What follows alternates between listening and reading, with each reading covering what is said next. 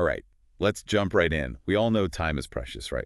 So today, we're going to do a deep dive into what's shaping up to be a pretty tough situation for Canadian farmers, wouldn't you say? Definitely a tough one. Yeah, we've got this news report here, and it's talking about trade challenges, specifically tariffs. We're talking tariffs that China just slapped on, and then more that, well, the U.S. might be getting ready to impose as well. It's kind of a double whammy, honestly. Yeah, you could say that. A two-front trade war is what it's looking like. Exactly. So we're going to really get into it, break it down, and figure out what this all means for Canadian agriculture right now. Like, what's the immediate impact? Absolutely. That's the key here.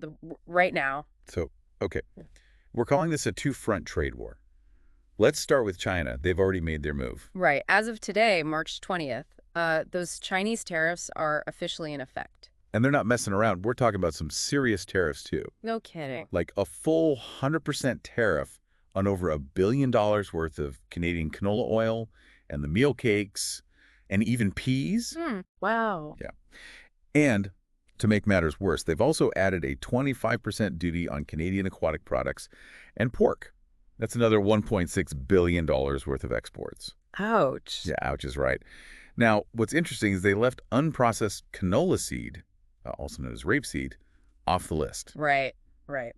Which is interesting because China's been pretty clear that this is direct retaliation, tit for tat. Oh, totally. They're saying it's payback for the levies Canada put on Chinese-made electric vehicles and steel and aluminum back in October. Right, back in October. Yeah. So it's like a direct response, those new tariffs. Exactly. Direct response. And then there's the U.S. looming over all of this. Oh, yeah. They're a big part of the equation, for sure.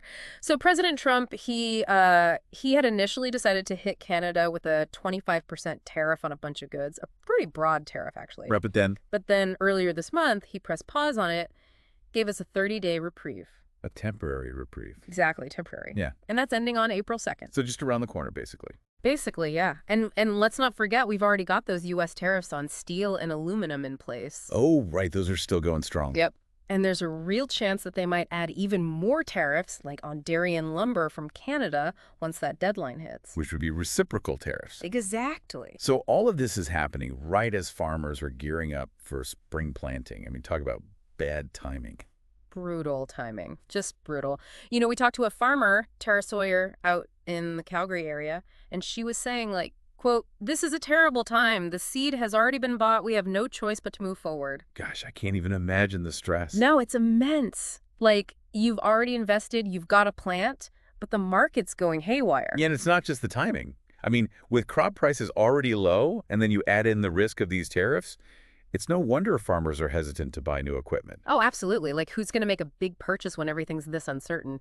We're seeing reports that sales for new farm equipment are way down. So basically, farmers are having to be really careful with their money right now. They're being forced into a defensive position. It's like they need loans just to cover this year's crop, but anything beyond that, forget it. No big investments.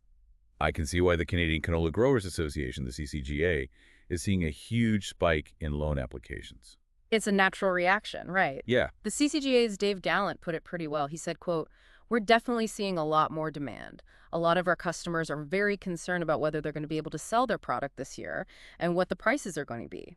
It really highlights just how crucial China is for our canola farmers. Absolutely. I mean, China is the #1 importer of Canadian canola seed and our second biggest market for canola meal after the U.S., of course. Right, after the U.S. So we're really feeling the pressure from both sides. It really exposes a vulnerability, this dependence on just two major markets.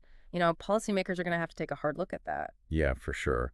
And let's not forget, China's also still got that anti-dumping investigation going on. Oh, right. That's another layer to this whole thing. Yeah, for anyone who doesn't know, anti-dumping basically means they're looking into whether we're selling canola seed to them at a price that's lower than it costs to produce. Like, are we unfairly undercutting their own producers? Yeah, that's the gist of it. Make things even more complicated. Okay, so to sum all of this up for everyone, we've got Canadian farmers facing this double whammy, right? Tariffs from China right now, and very possibly more coming from the U.S. in just a couple of weeks. It's a ton of uncertainty. And it's hitting them at the worst possible time. Right when they need stability the most. Makes you wonder, though, what does all of this mean in the bigger picture? What do you mean? Well, we've talked about the direct impact on farmers, but what about the ripple effects? This has the potential to shake up the whole Canadian economy. Even global trade relationships could be affected. It's true. We're talking about a major agricultural producer here getting hit from multiple sides. Exactly. So the question is, what happens when a system like that gets disrupted so suddenly? It's something to think about. Definitely something to think about. Yeah. Food for thought. Literally. Thanks for listening, everybody. See you next time.